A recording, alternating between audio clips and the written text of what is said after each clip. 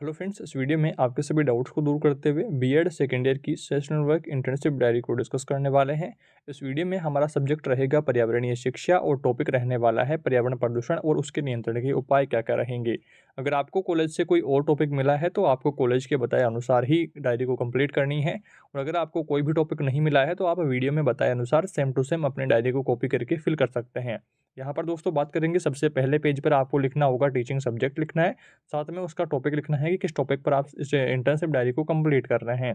इसके बाद में दोस्तों आपको लिखना होगा रोल नंबर और अपना नाम भी आप इस पेज पर ऐड कर सकते हैं। उसके बाद में बात करते हैं, अगले पेज पर आपको आना है और दोस्तों यहाँ पर आपको लिखना है जो प्रश्न जो टॉपिक आपको मिला है वो आपको यहाँ पर लिखना है। तो हमें मिला है पर्यावरण प्रदूषण को वर्गीकृत कीजिए और विभिन्न प्रकार के प्रदूषण नियंत्रण के उपायों की व्याख्या भी आपको करनी है।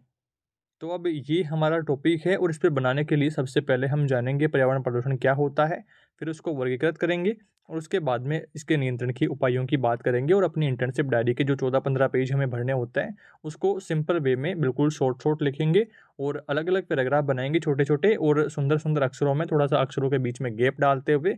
तो आप जो डायरी है वो सुंदर भी लगेगी और जल्दी कंप्लीट हो जाएगी। ये बात करते हैं, पहले हमें प्रदूषण की परिभाषा जाननी है। जब पर्यावरण के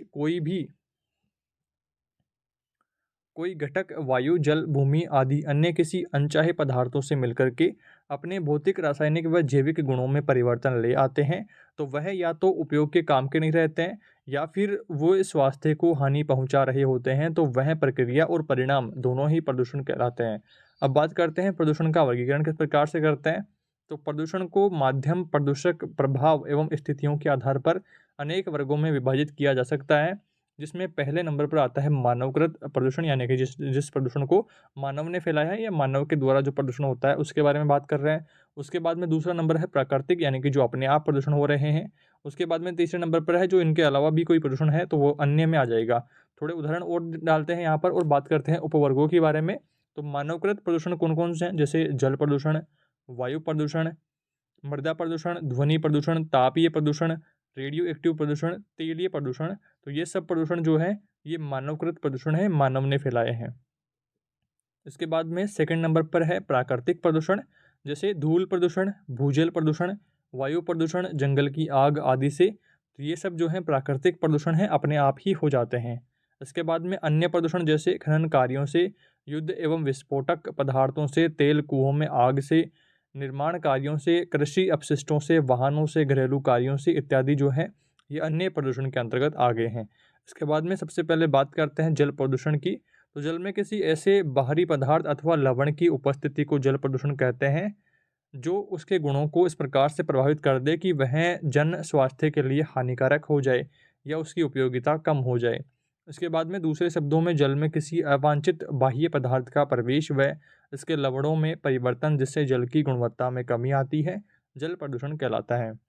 यह भारी पदार्थ, अकार्बनिक, कार्बनिक, जैविक, रेडियो सक्रिय पदार्थ या कोई भौतिक कारक जैसे ताप, गंध आदि हो सकते हैं। इसके बाद में जल प्रदूषण के कारण क्या क्या होते हैं। तो जल प्रदूषण के स्रोतों के आधार पर मुख्यतः दो भागों में विभाजित किया जा सकता है। इसमें दोस्तों पहला कारक है जल प्रदूषण के प्राकृतिक कारण, और इसमें दोस्तों उपभागों में आपको लिखना है। पहला है भूक्षरण, यानी कि मिट्टी का जो भूस्खलन हो जाता है उनको यहाँ पर मेंशन किया गया है। उसके बाद में सेकंड नंबर पर है भूजल खनिज पदार्थों, जैसे फ्लोराइड, आर्सेनिक, सीसा, मृदा आदि से। चट्टानों से जब उपस्थिति पदार्थ को अपने साथ घोल लेता है जल, तो वो भी कम उपयोगी हो जाता है। उसके बाद में तीसरे नंबर पर है भूमि में विसर्जित किए गए अपशिष्ट बिना विघटित हुए पुनः जल स्रोतों में मिल जाते हैं, तो फिर वो जल को खराब कर देते हैं, गंदा कर देते हैं। उसके बाद में चौथे नंबर पर है जलाशयों में जल पादपों एवं अन्य पौधों की पत्तियों के सड़ने आदि से। पाँचवें नंबर पर है वायु प्रदूषकों, जैसे धूलकण आदि का वर्षा जल में विलय आदि जो है जल को खराब कर देते हैं। इसके बाद में सेकंड नंबर पर है जल प्रदूषण के मानवकृत कारण। अभी हमने देखे हैं प्राकृतिक कारण और अब हम देखेंगे मानवकृत कारण कौन कौन से हैं जो जल को प्रभावित करते हैं, जल को प्रदूषित करते हैं। पहला है घरेलू बहिस्राव, यानी कि जो घर में जो उपयोग में पानी होता है, जो गंदा पानी होता है उसको हम बाहर नदी नालों में बहा देते हैं, तो वो यहाँ पर आ गया है पहला।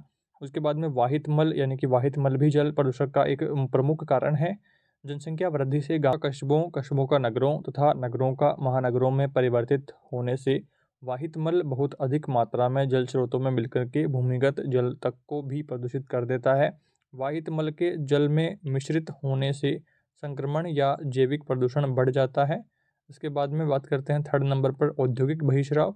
तो आधुनिक युग में औद्योगिक विकास ने जल प्रदूषण को बहुत अधिक बढ़ा दिया है। उद्योगों में प्रयुक्त अत्यधिक जल के बहिष्राव से कार्बनिक व अकार्बनिक तत्व मिले रहते हैं उस जल में, और उसे किसी जल स्रोत में प्रभावित कर दिया जाता है, जिससे प्रदूषण होता है।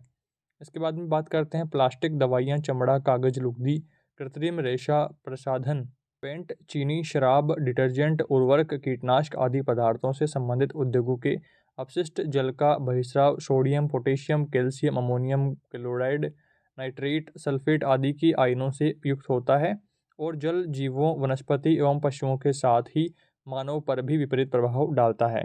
ये सब बातें आपको यहाँ पर लिखनी है। चौथा पॉइंट डालना है कृषि बहिष्राव। तो कृषि उपजों में वृद्धि हेतु वर्तमान काल में उर्वरकों, रसायनों, कीटनाशक दवाओं के निरंतर बढ़ते हुए उपयोग में कृषि बहिष्राव द्वारा जल प्रदूषण और भी अधिक होने लगा है। रासायनिक उर्वरकों के नाइट्रेट्स, फॉस्फेट्स, यूरिया आदि पानी के साथ बह करके जल को प्रदूषित करने लगे हैं। उसके बाद में पाँचवें नंबर पर डालना है रेडियोधर्मी अपशिष्ट। तो ऊर्जा प्राप्ति व हथियारों के निर्माण में रेडियोधर्मी पदार्थों का उपयोग किया जा रहा है, और ये रेडियोधर्मी पदार्थ जब विखंडन की प्रक्रिया से गुजरते हैं तब इनके अपशिष्ट पदार्थ रेडियो एक्टिव होते हैं, जिनका प्रभाव हजारों वर्षों तक बना रहता है, और यदि ये मानव शरीर में प्रवेश कर जाते हैं तो भोजन चक्र का हिस्सा बन करके उसे अत्यधिक हानि पहुंचाते हैं। छठे नंबर पर डालना है तापीय प्रदूषण। तो जब जल में तापमान की इतनी वृद्धि हो जाती है कि वह जल जीवों व अन्य जीवों को हानि पहुंचाने लगे, तापीय प्रदूषण कहलाता है। समुद्रों में किए जाने वाले परमाणु परीक्षण व विस्फोटक इस तापीय प्रदूषण के प्रमुख कारण हैं। सातवें नंबर पर है तेल प्रदूषण।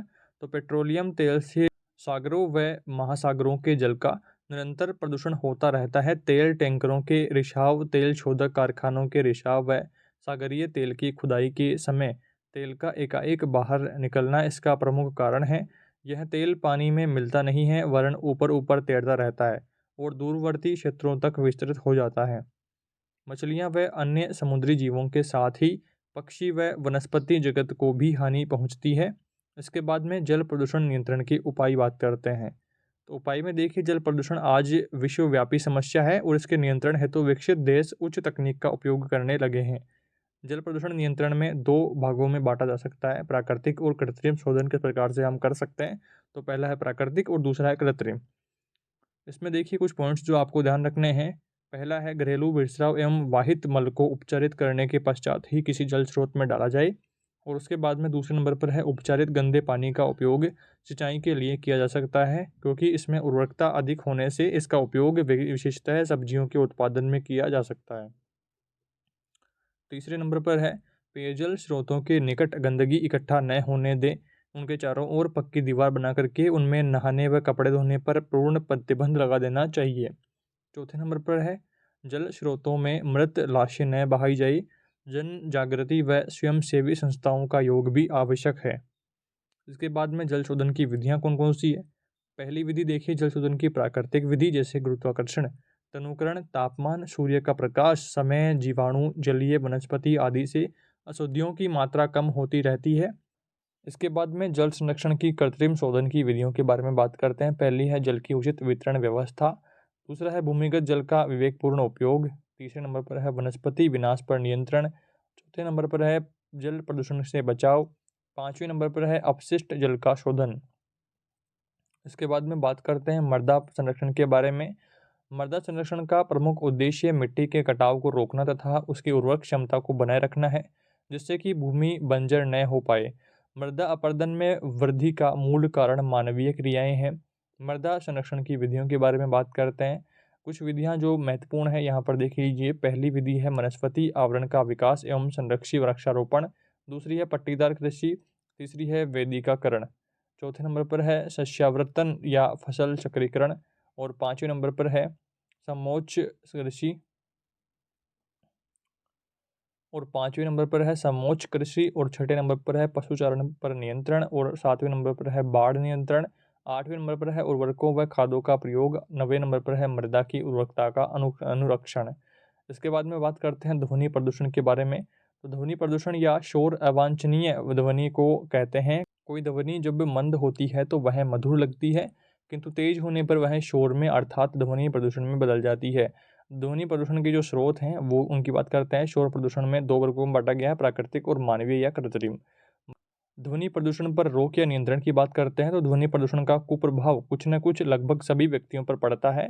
यह स्वास्थ्य के लिए घातक होता है, इसलिए इन पर नियंत्रण पाना आवश्यक है। पहली विधि जान लेते हैं तो देखिए, ध्वनि प्रदूषण नियंत्रण का सबसे सरल एवं उपयुक्त उपाय यह है कि ध्वनि के उद्गम स्थान पर ही नियंत्रण करना चाहिए। शोर उत्पन्न करने वाले परिवहन साधनों पर रोक लगानी चाहिए। उसके बाद में सेकंड नंबर पर है, सभी परिवहन साधनों पर शोर को कम करने के लिए साइलेंसर लगाना कानूनी रूप से आवश्यक कर देना चाहिए। तीसरे नंबर पर है, मोटर वाहनों में तेज और बहुध्वनि वाले हॉर्न बजाने पर प्रतिबंध लगाना चाहिए। चौथे नंबर पर है, नए कल कारखानों को जिनके यंत्रों से अधिक प्रदूषण होता है शहर से बाहर होना चाहिए। पाँचवें नंबर पर है, दिन के समय विभिन्न प्रकार के कार्यालयों, सार्वजनिक स्थानों, स्कूल कॉलेजों के पास से होकर के गुजरने वाले वाहनों विशेष करके ट्रकों पर प्रतिबंध लगाने चाहिए। छठे नंबर पर है, बड़े बड़े नगरों के निकट से वाहिमार्ग बाईपास का निर्माण होना चाहिए। इसके बाद में दोस्तों, आपकी जो इंटर्नशिप डायरी है इस तरह से आपकी कंप्लीट हो जाती है। मैंने पूरी कोशिश करी है सभी शब्दों का ठीक तरीके से उच्चारण करने की, फिर भी कहीं पर कोई बात समझ में आपको नहीं आती है तो कमेंट करके ज़रूर बताना। चैनल पर नए हैं तो सब्सक्राइब कर लेना, और आपकी जो बाकी सेशनल वर्क की इंटर्नशिप डायरीज हैं उनकी प्लेलिस्ट मैंने बना दी है। आप प्लेलिस्ट वाले ऑप्शन पर जाकर के सारी सेशनल वर्क इंटर्नशिप डायरीज को एक साथ वहाँ पर देख पाएंगे, और सभी सेशनल वर्क इंटर्नशिप डायरीज की पीडीएफ को मर्ज करके एक साथ पीडीएफ में बना दूंगा, जिसका लिंक आपको डिस्क्रिप्शन में मिल जाएगा।